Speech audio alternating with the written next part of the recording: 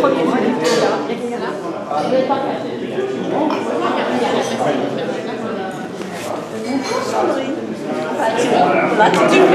Ça va bien, toi? Ouais, bien. Tu es avec l'Office of Inclusion and Collaboration? Et tu fais quoi pour eux? Je m'occupe de les aider à gérer leur strategic partnership. Bonjour. Tu bosses avec Sherry? Fini, comment il s'appelait? Alex? Il est parti. Hein? Il est parti. Très bien, mais...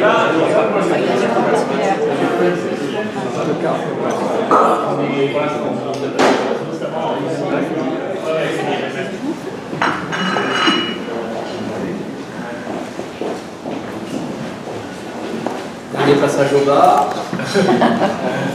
Last call. Last call. Non, last call.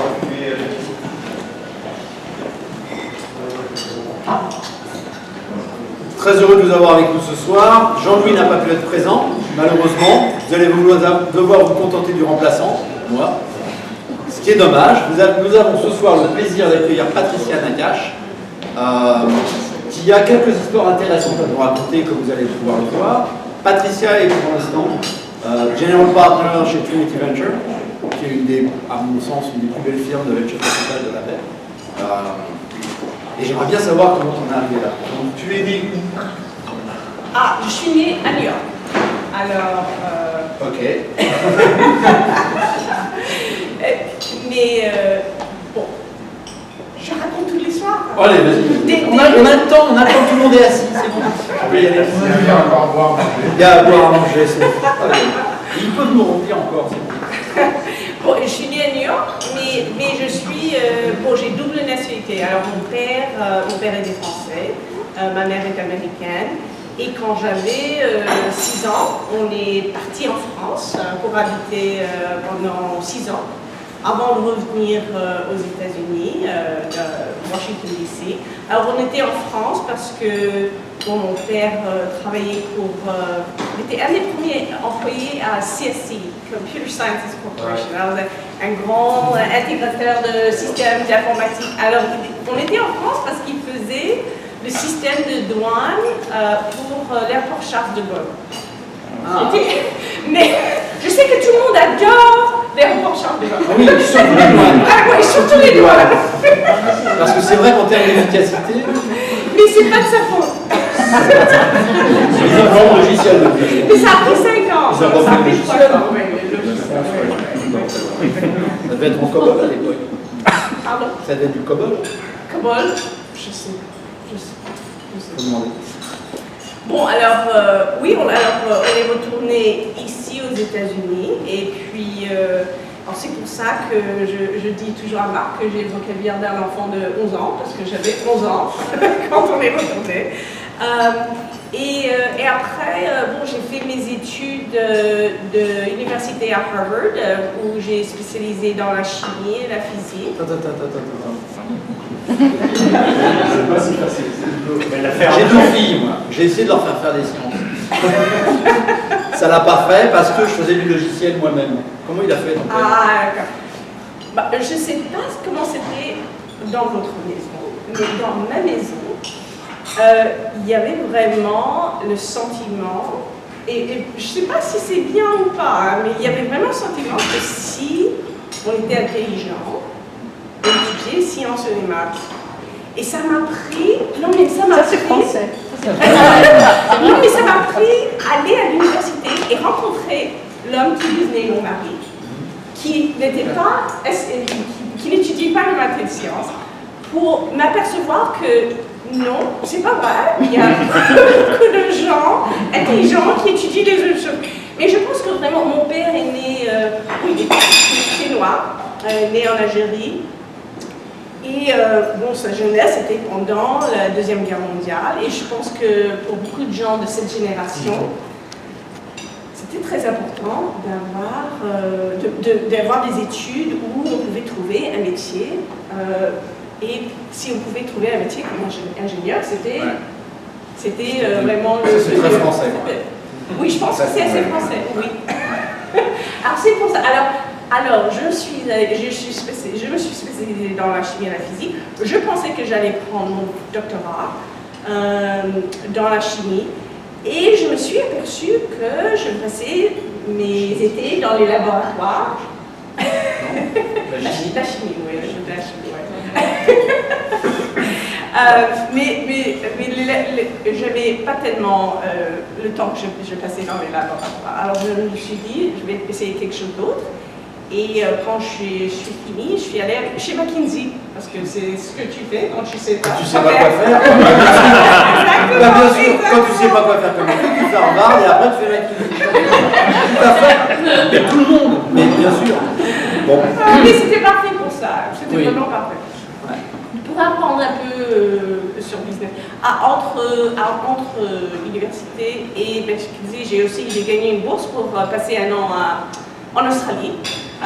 Et je passais un an faire le tour de l'Australie en bus. Comment on fait pour avoir une bourse pour faire un an de tourisme? Vous connaissez tous le Rotary Clubs. Ils sont en France aussi, ils donnent des bourses. D'accord. Il faut seulement demander. Il faut demander. Bon, mais après cette année où j'ai fait beaucoup de voyages, et puis je suis retournée à New York, je travaille chez McKinsey. Et puis, j'ai assisté à Stanford, GSB, l'école de business. Et après, je suis retournée à McKinsey parce qu'ils payaient que j'aille à l'école. Alors, j'ai retourné à McKinsey, mais ici à San Francisco. J'ai passé quelques années. Et puis, à ce moment-là, il y avait le dot-com, la bulle. On dit ça, la bulle, le dot-com. Tout à fait, oui. J'ai commencé à écrire pour Fortune Magazine à ce moment-là. Je travaillais chez McKinsey, mais j'écrivais pour Fortune Magazine parce qu'ils ne pouvaient pas avoir assez d'articles à propos de ce qui se passait ici. Alors, je faisais des entretiens avec les gens dans le monde de Venture Capital pour ces articles. Et plusieurs fois, j'ai fait des entretiens avec des partenaires à Trinity. Ils me disaient toujours qu'ils étaient j'ai des business plans partout. C'est le moment où les gens envoyaient les business plans par la poste. Il y avait ils me montraient des fils de business plans. Alors j'ai dit un jour, je leur ai dit, si vous avez tellement de choses à faire, je peux vous aider. Et ils se regardaient un peu. Alors je voulais payer quand même. C'était pas volontaire. Ça a pris plusieurs mois parce que, comme tu sais, les venture capital firms, ça marche pas très vite, en particulier quand ils veulent... pour un nouveau partenaire, je peux en parler d'expérience, c'est assez sélectif. J'ai pas commencé comme partenaire, il faut dire ça. Alors j'ai commencé à Trinity en 1999, alors c'était 6 mois avant que le bulle s'éclate. Le truc qui est intéressant, je pense, maintenant, c'est que quand j'ai commencé, je travaillais à mi-temps. Ce qui est vraiment pas très commun. Pas commun, J'avais 2 petits-enfants à ce moment-là et j'aurais dit, je veux vraiment travailler 3 jours et demi par semaine. Et ils m'ont dit, d'accord. Et je pense qu'une des raisons qu'ils m'ont dit d'accord, c'est qu'il y avait un partenaire qui était assez... commençait sa retraite, et lui aussi travaillait à mi-temps. Alors je pense qu'il se disait, ça marche un peu, oui, ça marche. Il y avait qui à ce moment-là chez Trinity? Il y avait Noël. Il y avait Noël, Gus, Fred, avait juste commencé. Il y avait Todd Francis, Larry Orr. Bien. Il y avait Alex, Zadislik. Pas encore. Pas encore. Alors, j'ai travaillé à mi-temps pour 7 ans. Quand je suis devenue un partenaire en 2006, à ce moment-là, plus de mi-temps, mais ça va, j'ai 3 enfants. C'était assez âgé, ça a marché. Mais c'est vraiment, je vous dis ça parce que c'est pas très commun dans Silicon Valley et un truc assez spécial à propos de la couture à Trinity qui m'ont essayé de faire ça. Trinity n'est pas une firme classique. Je ne sais pas si c'est une firme classique d'ailleurs en fait. Une firme classique, ça serait qui? En quel sens classé? Bah oui, c'est ça. Ouais. Ça fait la même chose. Ils ont tous leur réputation. Trinity, pour expliquer, c'est une firme qui a été créée il y a 30 ans 30 ans. par Noel. Arnaud, et il est le seul fondateur qui est encore là. On est en train d'investir notre 12e fonds. C'est un fonds de 400 millions de dollars. Nous investissons dans l'informatique, dans les startups assez jeunes. À peu près, un peu plus de la moitié de ce qu'on fait, c'est l'informatique pour les entreprises et l'autre moitié, c'est pour l'informatique pour le grand public.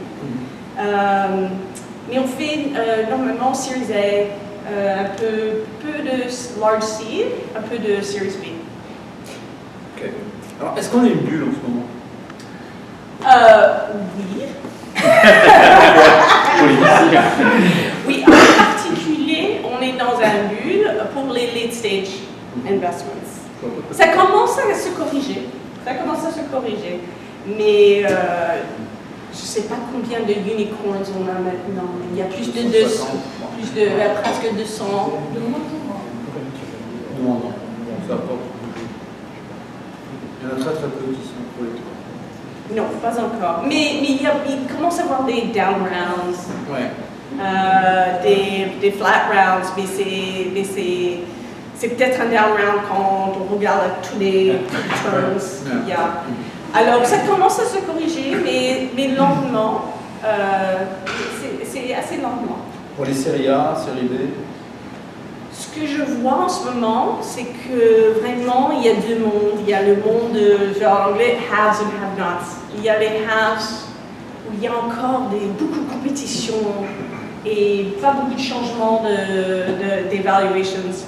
Mais il y a un monde qui grandit, malheureusement, qui ont beaucoup de mal en ce moment. Ça commence à filtrer un peu. Ah, absolument, absolument. Les gens, je pense que ce qui se passe, c'est que le monde de venture capital se ralentit un peu. Ça se ralentit. Alors les gens prennent leur temps à regarder les investissements. S'il n'y a pas raison pour faire une décision à ce moment-là, ils attendent pour voir ce qui se passe. Parce que il y a beaucoup. C'est marrant, j'étais dans un board meeting la semaine dernière avec Ben Horowitz de Andreessen Horowitz. Quelqu'un a demandé, et c'est comment l'environnement? Le CEO, le fondateur de cette startup a demandé, c'est comment? Alors lui, il a répondu complètement différent de comment moi je répondrais. Il a dit, we're fucked. Si vous connaissez Ben Horowitz, il dit fucked. Mais we're fucked. Et je pense qu'il a dit ça parce qu'ils ont beaucoup d'investissements qui sont late stage. Et ils voient que vraiment, c'est là où en particulier, c'est difficile de trouver, d'atterrir d'investisseurs nouveaux. Tandis que moi, puisque je passe la plupart de mon temps avec des startups qui sont Series A, Series B, je dirais pas. Je dirais, ça change, ça ralentit, ça devient plus difficile, mais quand même. On n'est pas encore dans la situation de 2000. Oui. Oh non, pas du tout. Je l'ai entendu dans un board meeting, le mien. 2000 avec Jean-Louis comme board member. Oui. Et quel est ton avis actuellement sur la situation économique de l'appel? We're fucked. Merci Jean-Louis, le suivant. Non, la bonne chose d'avoir vu l'année 2000, c'est que ça met ce moment-là en perspective. C'est pas aussi mauvais que ça. On a encore beaucoup de mal à engager des ingénieurs, ce qui n'était pas le cas en 2000. Ouais. On verra. On verra. Donc le monde du venture capital, on en parle beaucoup, on en dit beaucoup de choses. J'ai cru entendre dire que c'était un monde dominé par les hommes. Vraiment? Oui. Dominé ou majoritairement des hommes? Ben, je pense que les nombres sont que seulement 6% des partenaires qui investissent, alors c'est différent de partenaires en général, mais des partenaires qui font les investissements, que seulement 5 ou 6% de ces partenaires sont des femmes. Alors c'est vraiment un petit monde de femmes dans ce métier. Je dirais qu'il y a des choses qui qui me disent que ça devient mieux.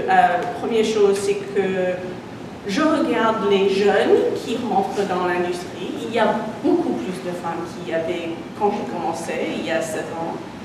Et en plus, il y a beaucoup de micro-VCs qui commencent à croiser dans l'industrie. Et plusieurs de ces micro-VCs ont été commencés par des femmes. Alors, il y a Amy Lee à Cowboy Ventures, il y a Teresa Gao qui venait d'Accent, qui a commencé Aspect Ventures, il y a Sonia Perkins qui vient de Menlo Ventures, qui a commencé Perkins Ventures. Alors, il y a beaucoup de ces petits micro-VCs qui ont des femmes qui sont des partenaires. Alors, je pense que ça va changer un peu l'industrie. Ça change petit à petit. Est-ce que plus de femmes VC, ça fait plus de femmes CEO? Il y a juste, je ne sais pas si vous avez vu, mais il y avait un article dans le TechCrunch récemment sur ce sujet. Ils n'ont pas trouvé que c'est le cas en ce moment. Mais c'est encore, il n'y a pas assez de data. C'est encore trop tôt, je pense, pour vraiment voir, parce qu'il n'y a pas beaucoup de femmes dans l'industrie. Alors, c'est difficile de voir s'ils ont un impact. Alors, on verra. Qu'est-ce que ça change d'être une femme VC par rapport à être un homme VC? C'est le même métier, la technique reste la même, c'est la firme qui fait l'influence, ou est-ce que ça change quelque chose sur la structure des deals? Je ne pense pas, mais sur le type de deal, sur la perception sur le deal. Je peux dire que, puisque moi je fais beaucoup d'investissements du côté de l'informatique pour le grand public, qu'il y a un certain credibility, que les femmes qui sont les consommateurs de beaucoup de services comprendraient peut-être the customer need. Mais à part de ça, je pense pas que ça change rien. Je pense que, bon, il y a peut-être des CEO qui sont misogynes, c'est ça, misogynes? Ouais, misogynes. Et... On va pouvoir en trouver. Si ça arrive, ils ne vont pas me choisir, je ne vais pas changer. Alors ça, je doute par contre. Ça, je doute qu'un CEO fondateur qui puisse avoir un investissement de Trinity le laisse passer sous prétexte que ce soit une VC en face de lui. Tu crois? Non, je pense pas. Je pense pas. Coup sur rien Venture, peut-être. Trinity, je crois pas. Je crois pas. Quel est le futur pour toi? On parle aussi pour les VC. On va focaliser un peu sur les VC, on va en profiter ce soir. Jean-Louis est pas là en plus. C'est un autre VC. On parle beaucoup de changements dans les modes d'investissement. Entre une firme comme Andreessen Horowitz et Trinity, il y a un monde. C'est pas la même façon de fonctionner. On voit des firmes qui commencent à se créer en essayant d'avoir des systèmes en ligne de matching sur les business plans, de détection automatique de ce qui va marcher. Je caricature un peu, mais c'est un peu ça. J'en vois plus en France qu'ici d'ailleurs. Ce qui est assez amusant. Ils doivent être débordés, les VC français, je pense. Ça doit être ça. Ils ont besoin d'automatiser. Et tu vois un exemple comme ça? Non, je plaisante. Présenteur. Bon, je suis d'accord avec toi. Bon, on parle. Est-ce que tu penses que c'est un métier qui n'a pas énormément changé ces 20 dernières années? Moi, je pense que ça a beaucoup changé. Moi, je pense que ça a Qu'est-ce qui a changé? Une chose a beaucoup changé. C'est que quand j'ai commencé dans le métier, les investisseurs investissaient dans tous les endroits. On était généralistes. Mais maintenant, c'est pas comme ça du tout. Il faut vraiment être spécialisé. On peut pas. C'est très. Bon, il y a beaucoup de compétition dans Venture Capital. C'est ça, hein, il y a beaucoup de compétition. Il faut. You need to know something about what you're investing in. Alors, c'est pour ça que les gens deviennent de plus en plus spécialisés. Et ça va pas. Ça va rester. Mais là, ce que tu parlais, c'est que, qui est le grand débat, c'est que est-ce que Venture Capital scales? Est-ce que si on prend des services comme le recruiting, comme le business development, ça permet un partenariat de croiser beaucoup plus vite? C'est un débat.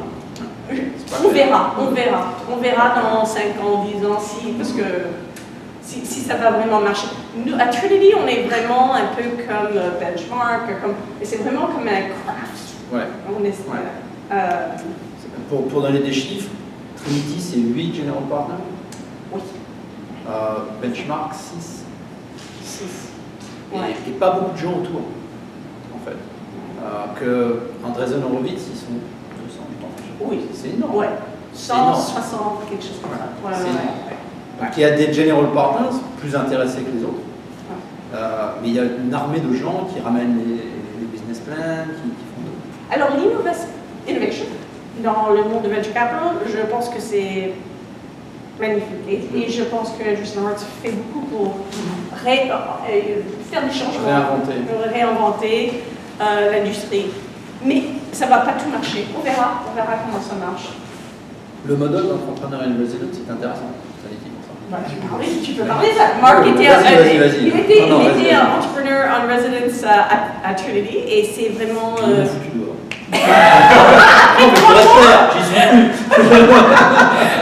programme était plus long et puis.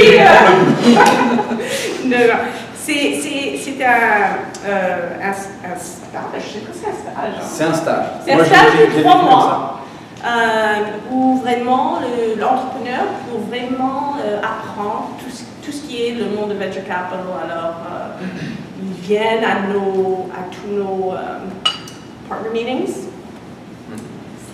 Ils viennent au pitch meetings. Tous les pitchs, les décisions après. Ouais, les décisions.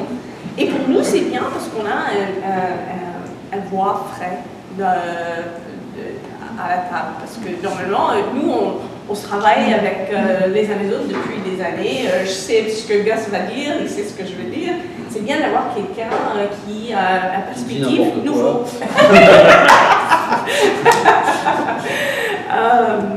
Oui, et en plus, le bonus, c'est que maintenant, il est chez Topper, qui est un de nos startups. Non, ce que j'avais trouvé intéressant, c'est leur façon de dire que je crois que c'est 10% des deals sont ramenés par les entrepreneurs in residence. Parce que comme on a vu la façon de regarder les dossiers et de trier un petit peu ce qui va être intéressant, je ne dis pas ce qui va être bien ou pas, mais ce qui va être intéressant pour Trinity ou pas, ce qui est différent. Quelque chose peut être très bien mais pas intéressant pour Trinity. Oui. Et donc ça permet de renvoyer des dossiers déjà triés et un peu de faire gagner du temps aux partenaires. J'avais trouvé ça intéressant comme façon de scaler. J'attends toujours qu'on me parle de dossiers que j'envoie. Je ne suis pas très bon, quoi. J'apprends, j'y arriverai. Et le futur, c'est quoi pour toi alors, en ce moment? Alors déjà le tien personnel, mais les 2 années qui viennent dans l'investissement. Mais une chose que j'ai commencé à faire cet printemps, c'est que j'ai commencé à enseigner un cours à Stanford, école de business, avec, ça s'appelle Venture Studio. Alors je travaille avec des équipes d'étudiants qui sont assez sérieux de démarrer un startup après Stanford.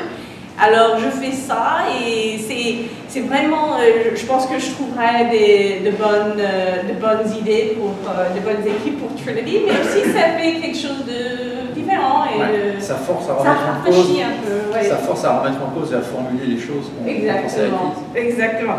Alors j'espère de faire plus de ça, mais pour Trinity, je fais 1 ou 2 investissements par an. C'est normal. C'est normal. C'est plutôt 2 CO. 2 CO. 1 c'est bien. Ouais, 1 c'est normal, 2 c'est. On peut donner des chiffres du nombre de dossiers qui arrivent chez Trinity et ce qui arrive à la fin. C'est public ça? C'est des milliers et on fait 12. Ouais. Alors c'est pour ça que c'est vraiment.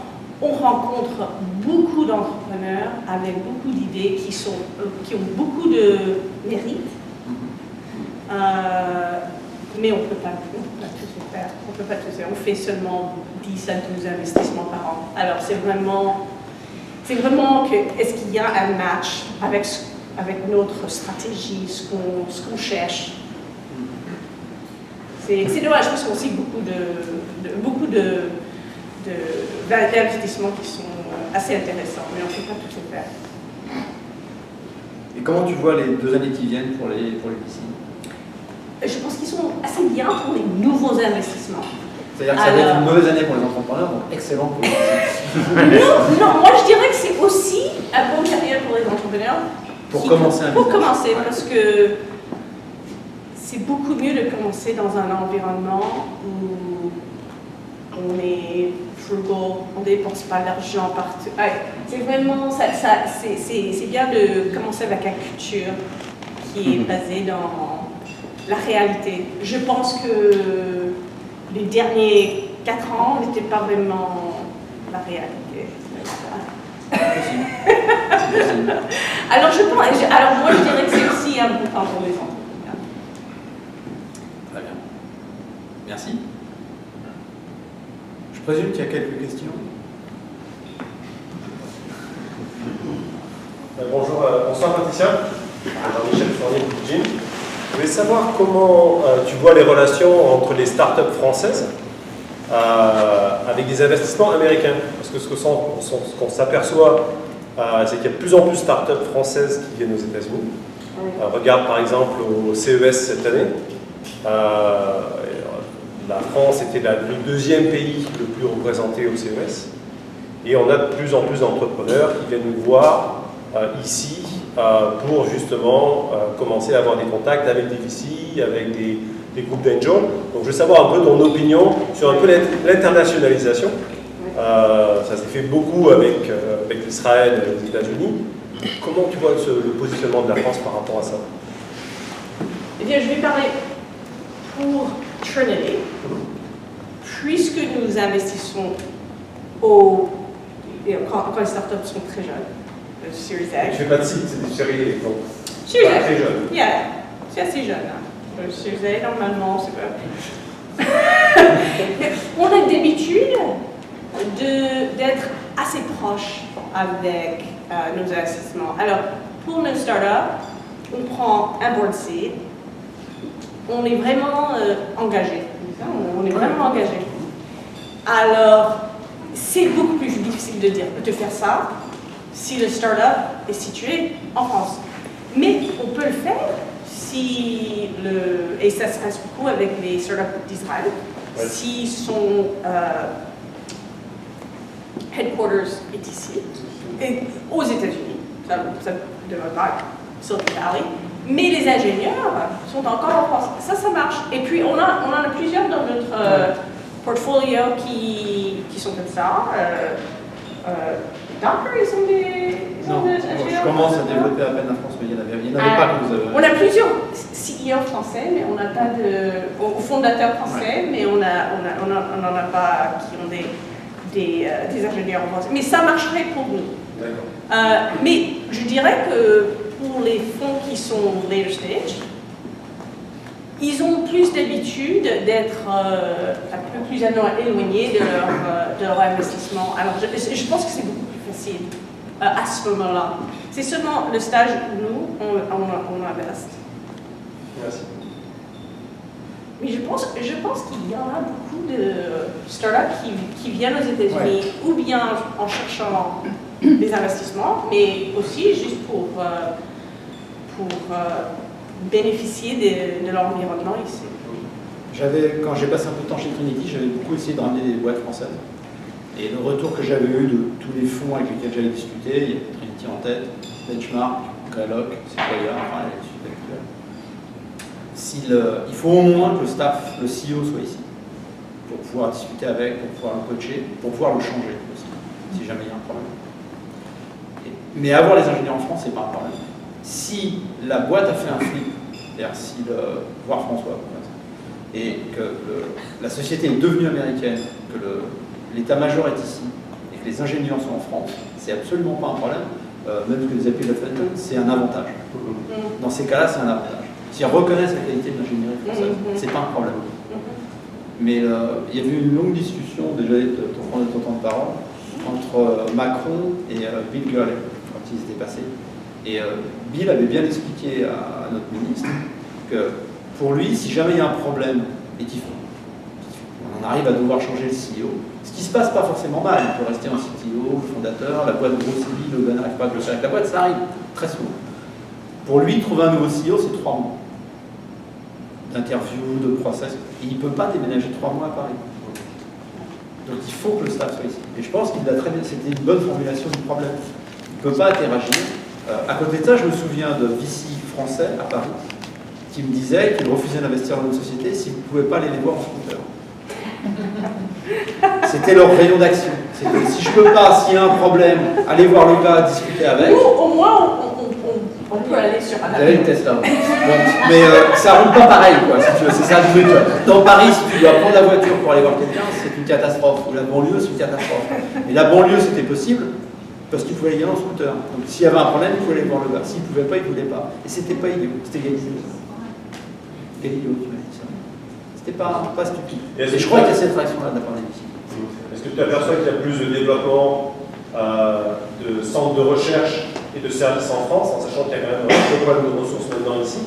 Est-ce que tu t'aperçois qu'il y a pas mal de développement d'entreprises où le siège social est ici et il commence à avoir pas mal de centres de développement en France? Les gens ont peur de développer en France, en général. Tu t'aperçois qu'ils ont poussé toujours là. Ils ont peur. Ouais. Parce qu'ils ne connaissent pas. Moi, ça ne m'inquiète pas, mais quand on ne connaît pas. Je pense que c'est un peu comme les entreprises qui mettent le développement dans l'Inde. Parce que c'est pas une bonne idée s'il n'y a pas quelqu'un, si tu ne connais pas la personne qui gère les ingénieurs en Inde. Je pense que c'est la même chose. Et s'il y a quelqu'un avec qui tu as confiance en France, qui dirige les ingénieurs, ça c'est une bonne situation. Et je pense que les gens ont peur s'ils ne savent pas. Mais en tant que VC, toi, ça ne pose pas de problème? Non, pas de problème. Ouais. Suivons à votre question, bon question si je peux, ancien de Claude même, quoi.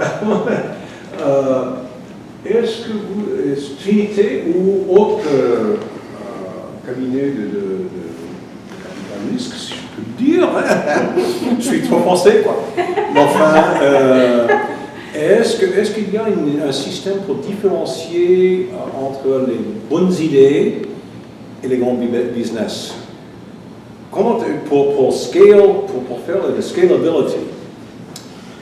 Maintenant, c'est une industrie, il y a bien des années, quand j'étais jeune, là, c'était un club. Et voilà, même bien avant toi. Alors maintenant, est-ce qu'il y a des métriques ou je ne sais pas quoi? Bon, alors, qualité, catégorie, bonne idée, et catégorie, c'est le prochain Google, le prochain Microsoft, etc., etc. Parce que moi, quand Google a été commencé, il y avait 8 engins, quoi. Maintenant, c'est Google. Et est-ce qu'il s'agit toujours simplement des équipes ou est-ce qu'il y a une métrique où on peut vraiment... oh, ouais, allez, ça y est. Et on peut remplacer l'équipe si on peut, s'il peut. Yeah. Ça, c'est le truc plus difficile, je pense, pour les cabinets. C'est devenir de mieux en mieux avec nos décisions. C'est les plus importantes décisions qu'on fait. Voilà. Ça, c'est la valeur ajoutée des venture capital. Ouais, c'est les plus importantes décisions et on se demande toujours comment être mieux à ces décisions. Alors, on fait des tas de trucs pour essayer. Une chose qu'on fait, c'est que après chaque pitch qui vient au partners meeting, on vote. Tout le monde vote sur le smartphone. Avant que personne dise quelque chose. Mais la conférence, c'est pas un petit ordinateur ou quoi?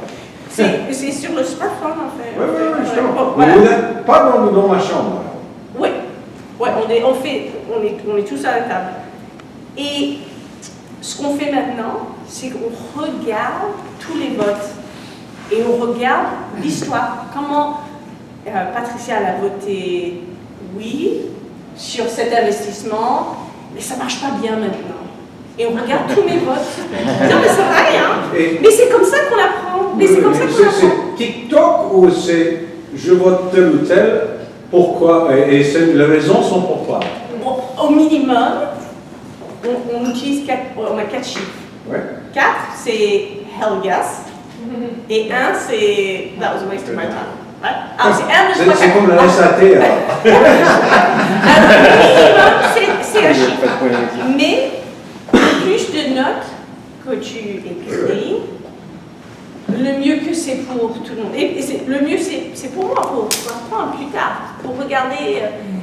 L'autre chose qu'on fait, c'est que pour chaque investissement, on suggère aux partenaires, on fait un deal qualification memo. On écrit 10 pages à propos de l'investissement, les raisons qu'on pense que c'est une bonne idée. Maintenant, on fait ça depuis des dizaines d'années. Hein. On peut regarder pourquoi on pensait que ça allait être une bonne idée. Et quels sont ce qu'on dit, c'est what are our biases? What are our biases? Parce qu'on a tous des biases. On a des biases comme un cabinet, mais aussi individuels. Il faut essayer de comprendre nos biases. Mais ce n'est pas une science. À la fin de la journée, c'est encore pas une science. C'est toujours la sauce secrète. Il y a toujours une sauce. Ouais. C'était ça il y a 40 ans. Demande à plus de repas. Follow-up question très rapide sur ça. Donc, pour l'aspect historique, parce qu'il y a les noms des partenaires qui ont voté, mais sur l'instant dans le meeting, c'est anonyme ou c'est indiqué qui a voté pour? Après qu'on fait le vote, on va personne par personne, on dit le vote, et c'est après parce qu'on ne veut pas que les gens soient influencés par leur partenaire. D'accord, donc il y a un résultat d'avance. Parce que moi je l'aimais beaucoup, et je vois que tout le monde, personne d'autre l'aimait. Oh, je suis idiot, je vais changer. Non, on ne peut pas faire ça. Alors on doit partir en parlant en premier et c'est fini. Non, mais il y a ça, quoi. Parce qu'il y a beaucoup de respect pour la personne, on dit on les doit. J'aurais pas mis ça, mais il doit.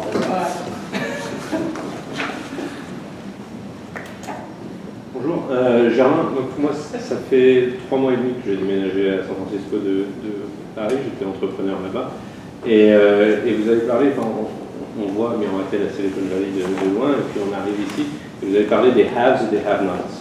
Et on s'aperçoit que forcément ça attire beaucoup de monde, quelque chose comme cet endroit, un peu comme un gold rush.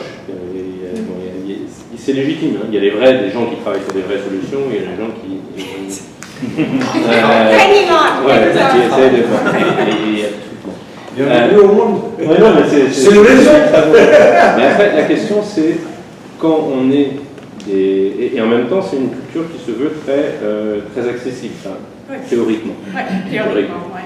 Et le problème, c'est comment est-ce que, quand vous avez déjà des milliers de dossiers que vous recevez tous les ans, déjà rentrer dans un de ces milliers de dossiers, c'est déjà compliqué. Donc la question que j'entends poser tout le temps, et que je vais vous poser aussi, et c'est toujours compliqué, mais c'est comment on fait pour vous joindre? Parce qu'il ne suffit plus maintenant, avant c'était un formulaire sur un site web, mais ça ne marche plus, ça.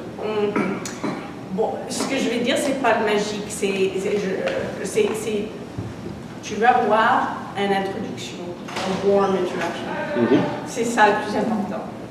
Il y a quelqu'un qui peut t'introduire et dire faut que tu rencontres ce jeune gens. Ou est-ce que tu peux passer quelques minutes avec cette personne pour l'aider? Il commence à faire X, Y, Z. Alors, c'est vraiment important parce que je pense que la quantité d'emails et trucs comme ça qui arrivent cold, il y en a trop. Alors vraiment, il faut une introduction, la plupart du temps. Donc ça veut dire qu'il faut travailler, faut partir à l'envers en fait, il faut partir de vous, enfin de vous et des partenaires, voir qui on veut essayer de remonter le sac. Ou un entrepreneur et ça ne doit pas nécessairement être un de mes partenaires, ça peut être juste quelqu'un avec qui je suis associée sur LinkedIn. C'est simple comme ça. Mais les gens, la plupart du temps, veulent donner leur temps. Ils veulent, parce que ça fait partie de ce qui fait spécial ici, je pense. C'est que les gens veulent bien faire ça. Mais je pense que les choses, il y a tellement de gens qui sont arrivés, que vraiment maintenant, moi je dirais, si tu peux trouver une introduction, ça aiderait. Est-ce qu'il y a des parallèles entre le dating game et la recherche pour la capitaliste? Il y a looking special police.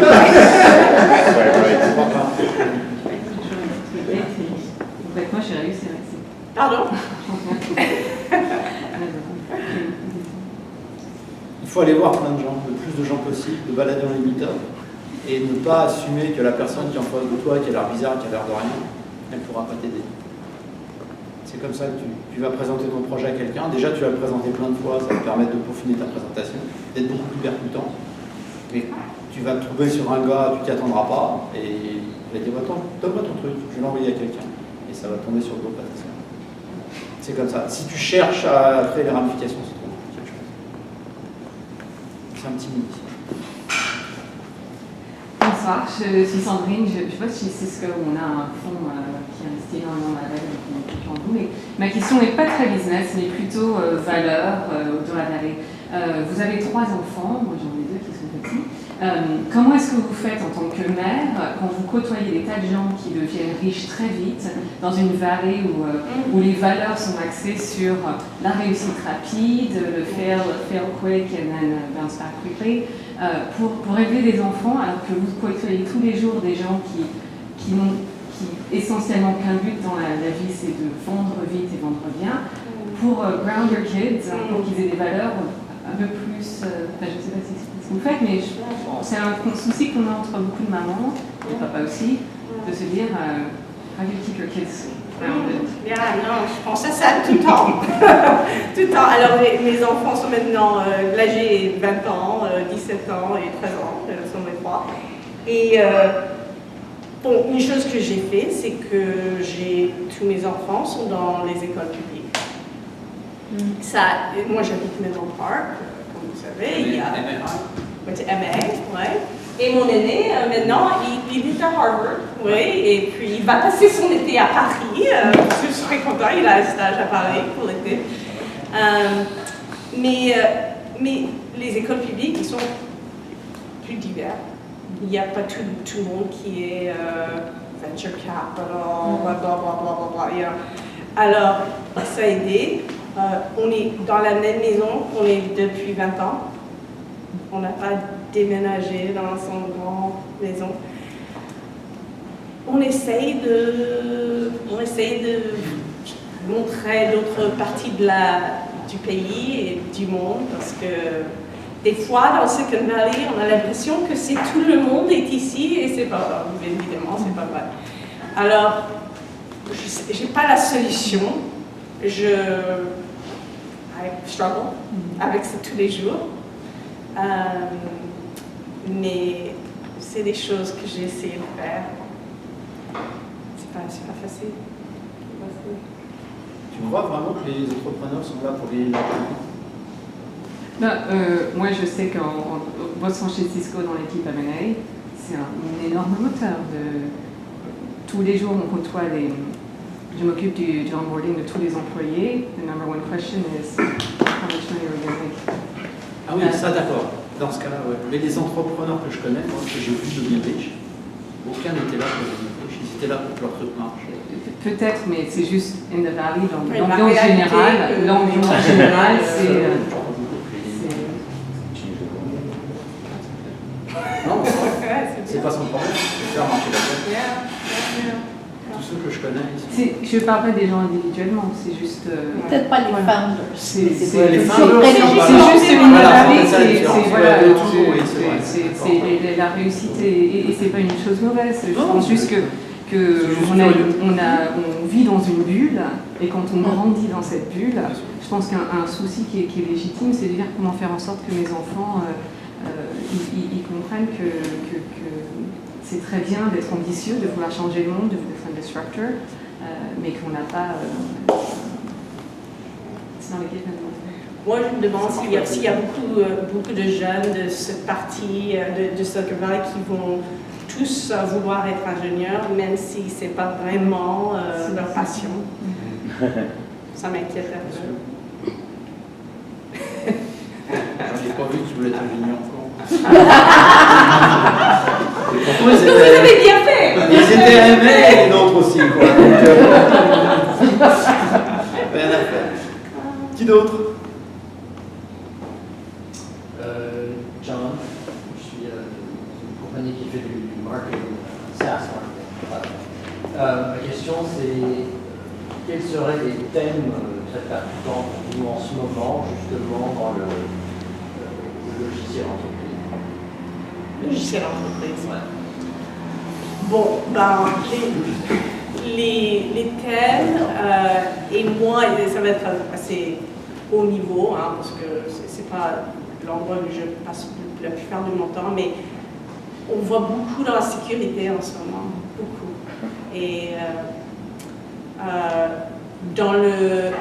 on fait encore beaucoup de SaaS. On avait fait beaucoup de marketing SaaS et on regarde encore parce qu'il y a account-based marketing, il y a des thèmes qui sont très populaires en ce moment dans le marketing. Mais je dirais qu'on voit beaucoup plus qui est vertical.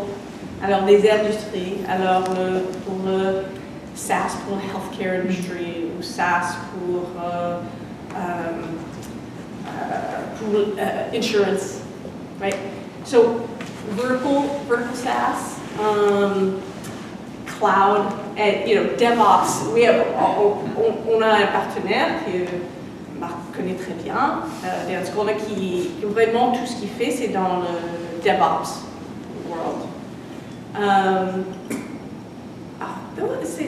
Ce sont les thèmes principaux en ce moment. Il y a quelque chose d'autre que je vais faire. Les mêmes questions pour consumer. Même question. Alors, du côté for consumer, bon, on voit encore les marchés en ligne. Encore, on voit beaucoup d'activités pour le, comment on dit, sharing economy. On voit encore beaucoup de choses intéressantes qui se passent de ce côté-là. On voit beaucoup aussi dans les verticals, mais qui est consumer. Alors, real estate, l'immobilier, on voit beaucoup de choses pour les consommateurs du côté de real estate, de fintech, insurance. Alors, on voit beaucoup de services spécialisés. Et partout, on voit l'impact de mobile. Alors, en ce moment, le chatbot, c'est tout ce que tout le monde parle des chatbots, right? Alors, on regarde les services qui leveraging chat and artificial intelligence and machine learning pour introduire des services aux consommateurs. Ça, c'est quelques thèmes en ce moment du côté consumer. Je me rappelle, j'en ai eu une mise à jour que ici investissent en troupeau. Quand il y a un qui investit en chatbot, tout le monde investit en chatbot. Vous suivez le flash? Ça, c'est vachement mieux. Oui, c'était des moutons qui C'est des moutons, ils vont tous au bien voir, mais c'est ça, on pas. Et on voit ça aussi, quoi. C'est tout le monde est aussi, quoi. Si je rien de voir. Pourquoi ça se passe? Dans le monde de consumer, on voit que quand il y a des vagues de nouvelles façons d'attirer les consommateurs, alors il y avait le SEO, il y avait mobile, il y avait SEO. Sur ces vagues, il y a des grandes entreprises qui sont... Le vague de SEO, il y en avait plusieurs, et avec mobile, il y en avait plusieurs. Alors les gens regardent le chatbot et se demandent, est-ce que c'est une nouvelle vague sur lequel qui va croiser très très vite Et il y a peut-être un arbitrage. Je peux acquérir des consommateurs moins chers que d'habitude. Il y a ces moments-là, il y a l'occasion de créer quelque chose de nouveau et de grand. Et c'est pour ça que les gens font attention à ces choses-là. Je ne sais pas si ça va, où ça va aller, mais c'est pour ça que nous, on fait attention en ce moment. On regarde. Deuxième question, qu'est-ce que vous pensez de augmented reality, virtual reality? Ça, c'est une vague à suivre ou non? Yeah. Good question. Non, je pense que oui. En ce moment, je pense que the opportunity, c'est vraiment plus sur le côté de l'entreprise. Parce que vraiment, it's getting the infrastructure in place that you can really deliver high quality content. Mais une fois que c'est en place, je pense qu'il y aura beaucoup d'éducation, entertainment. Il y en a beaucoup de... oui, je pense que... Mais le truc qui est difficile, tous ces thèmes, c'est timing.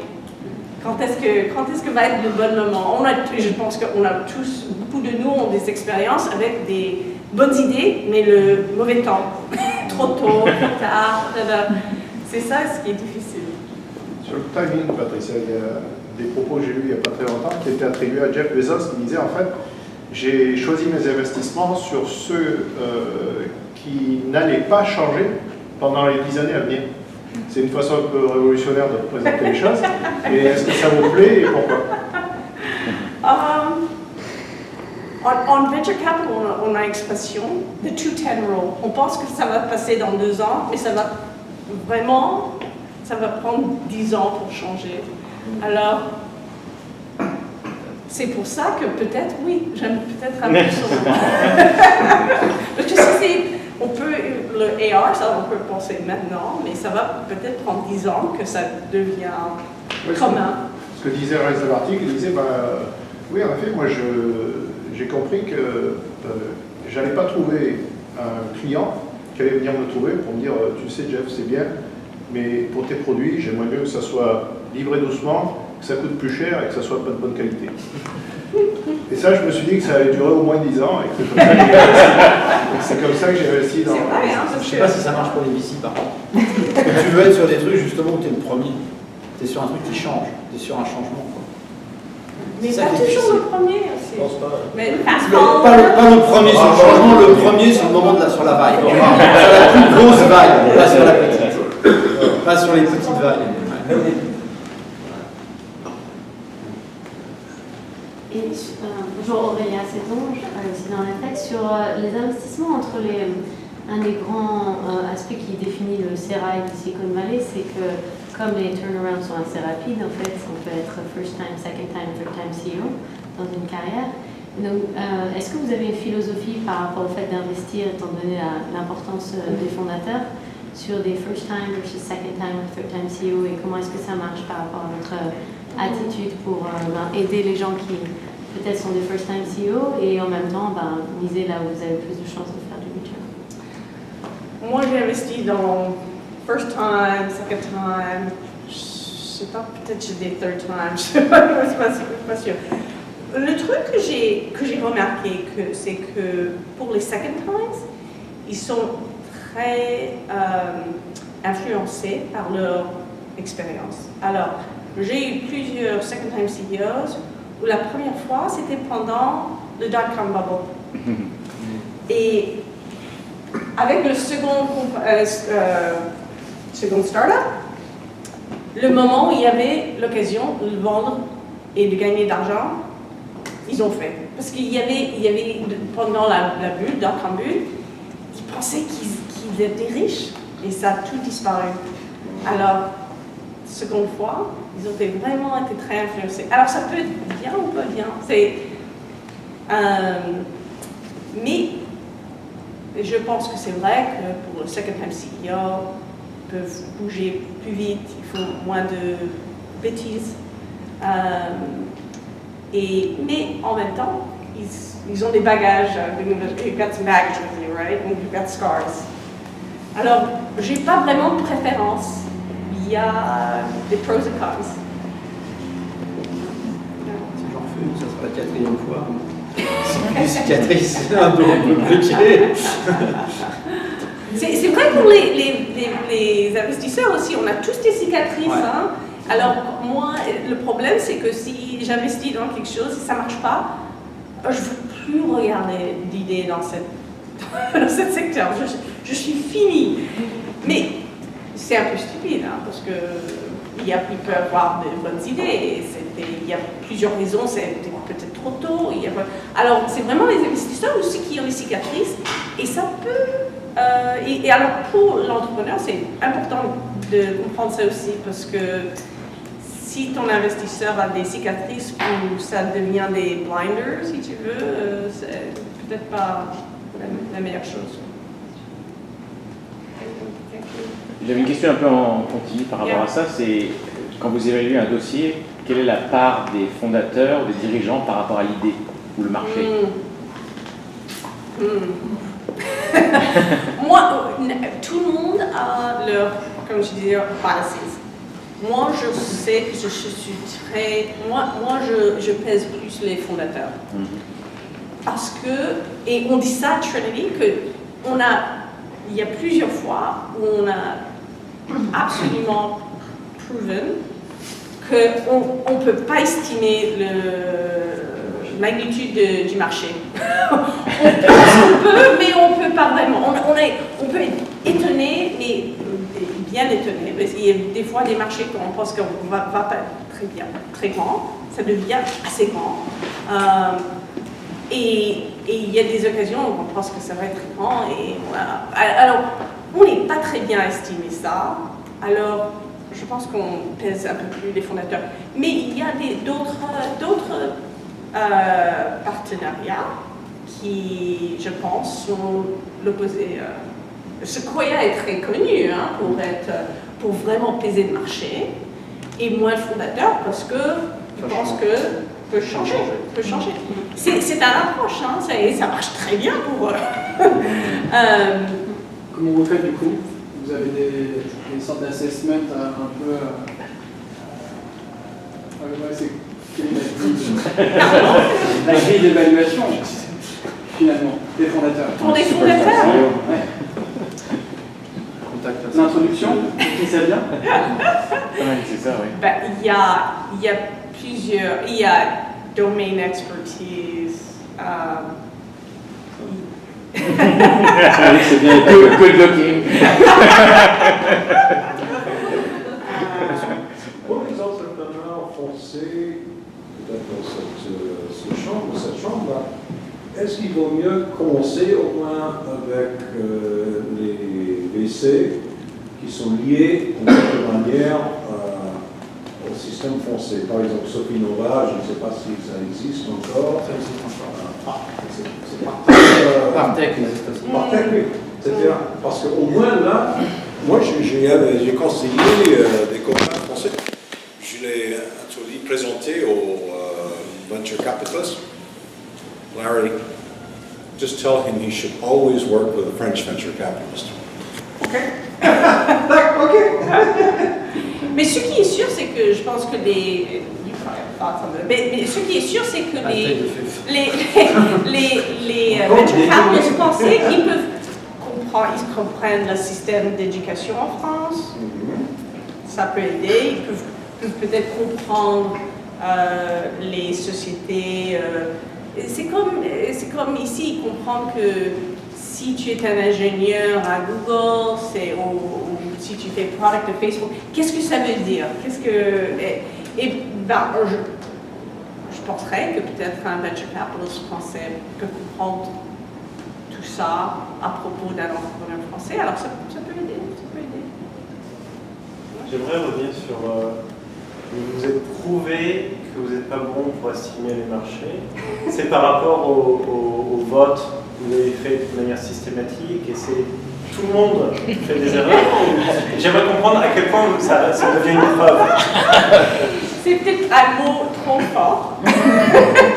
Et on n'a pas fait de trucs systématiques. C'est juste qu'on peut trouver des exemples. Je peux vous donner des exemples. LoopNet, c'était un de mes investissements. C'était un marché en ligne pour l'immobilier commercial.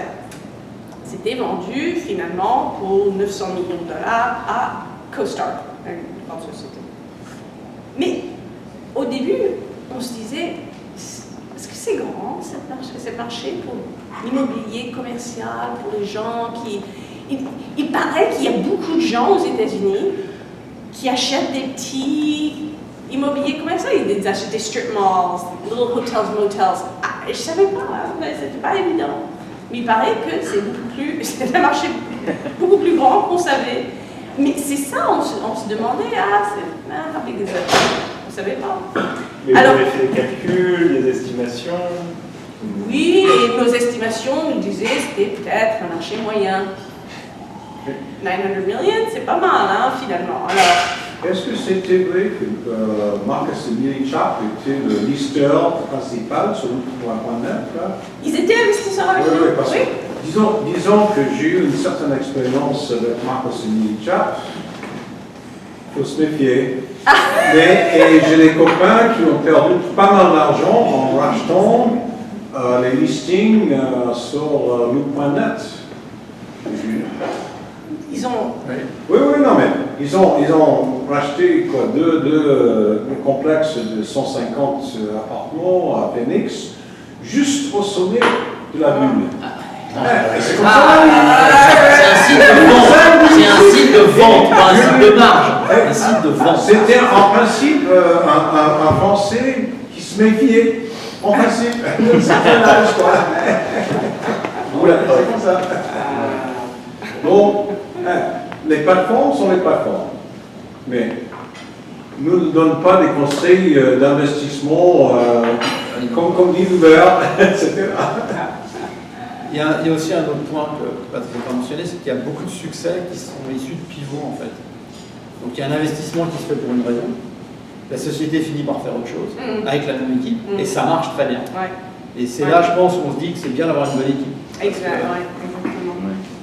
Par contre, des bonnes équipes dans les marchés terribles. Ah ben ça marche pas. Ça marche pas. Même avec une A+ équipe, ça marche pas.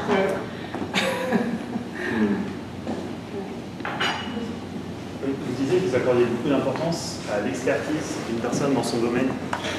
Mais alors, là vous venez de dire qu'avec The Loop, par exemple, vous ne connaissiez pas le marché. Donc vous jugez sur quels critères de l'extérieur pour savoir si la personne a un domaine de compétence dans quelque chose qu'au final vous ne connaissez pas a priori. Et dans ce cas-là, le fondateur, qui n'était pas le PDG à la fin, hein, mais le fondateur, il était agent de immobilier commercial. Alors, on savait qu'il avait un certain domaine d'expertise. Et en plus, on fait notre due diligence et on parle avec des gens dans l'industrie. C'est basé sur un certain nombre d'années d'expérience ou des succès? Non. Il n'y a pas un formule. Il n'y a pas de formule. Et puis, domaine expertise, ça peut être dans l'industrie, ça peut être la technologie. Il y a plusieurs formes d'expertise. Et des fois, what matters pour nous, c'est execution. Est-ce qu'on peut voir? Plusieurs fois, on rencontre un entrepreneur et on n'investit pas à ce moment-là, mais on se rencontre. L'entrepreneur dit, je vais faire tel à cette date-là. Et on se revoit dans 6 mois et l'entrepreneur a tout fait. Et on se dit, they know how to execute. C'est comme ça qu'on a investi dans, je ne sais pas si vous connaissez André Haddad, parce qu'il est français, les CEO de Turo. On lui a rencontré, il nous a donné tous les metrics. C'est pas encore évident. Alors on n'a pas investi à ce moment-là, mais 1 an plus tard, il est revenu, il a fait tout ce qu'il allait, il a tout changé comme il avait dit qu'il avait fait. Et je me suis dit, si ça continue, ça va être un succès. Je vais dire le dotted line, right? Okay. So, ça c'est important aussi. Exécution par rapport à pivot. Pivoter quoi? Yeah. PayPal, ils ont pivoté 2 ou 3 fois avant de tomber sur la bonne chose. Quoi. Yeah. Et à chaque fois, ils ont exécuté parfaitement sur chacun des marchés qu'ils ont attaqués. Voilà. Dans le cloud, je suis sûr que l'investissement, c'était l'exécution. Exactement, exactement. Oui. Et je pense à Silicon Valley, les entrepreneurs sont pas, il n'y a pas de problème s'il y a des pivots. Pas de problème. Quand il y a de l'argent dans la caisse. Une dernière question, la dernière. Vous avez parlé des micro-VC qui finalement ont amené de plus en plus.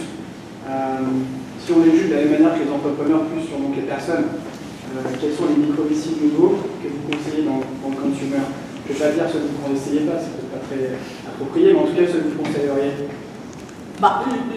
Celui que je pense en particulier, c'est Jeff Clavier, puisqu'il est... Il n'est pas nouveau. Non, il n'est pas nouveau. Il est nouveau, alors. Nouveau.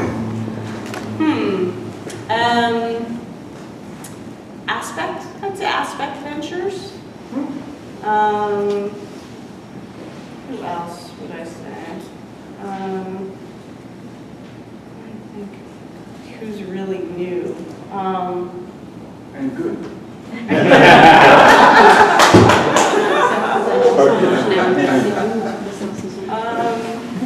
Qu'est-ce que c'est bon? It rarely goes together. I need to think about it. I need to think about it. Et vous investissez dans certains de ces micro-VC justement pour peut-être sourcer vos deals? Non, on ne peut pas investir dans un autre fonds. On n'est pas permis à faire ça. Mais c'est important pour nous d'avoir cette relation. Ouais. Parce que, ouais. S'il a une connaissance, une introduction personnelle à Ron Conway, est-ce que ça fait mieux que d'avoir de faire contact avec Aspect Ventures, etc. Micro-VC, des anges, c'est plus ou moins la même chose, non? Oui, absolument. Ron Conway, oui, je pense que les chèques qu'ils écrivent, je pense, sont 500K, 250K. Il y a des micro-VC, je pense qu'ils feront peut-être un peu plus. $1 million. Alors, mais Ron Conway, oui, c'est un bon... Ok. Bon. Merci beaucoup. Merci.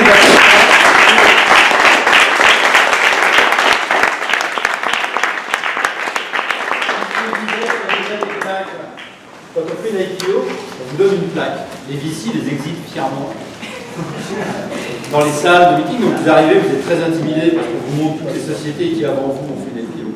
Voilà. Ça c'est bon. L'IPO DBA. Tu es la seule à l'avoir. Personne d'autre ne l'aura chez Trinity. Merci. Voilà. Merci beaucoup.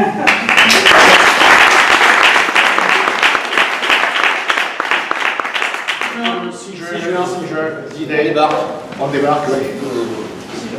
I don't think that you. I don't think we've moved the pricing very much since you started with us, but your invoicing has increased, which is good because you're more successful in your business. You're paying, from memory, about 430 things with big customers like yourself. Is that we tend to we can negotiate, come to a sort of an agreement on a kind of fixed rate over a certain less volume, significantly less volume for a time. We would obviously be okay to revisit that so that it remains something that's acceptable to you in terms of your business. And so that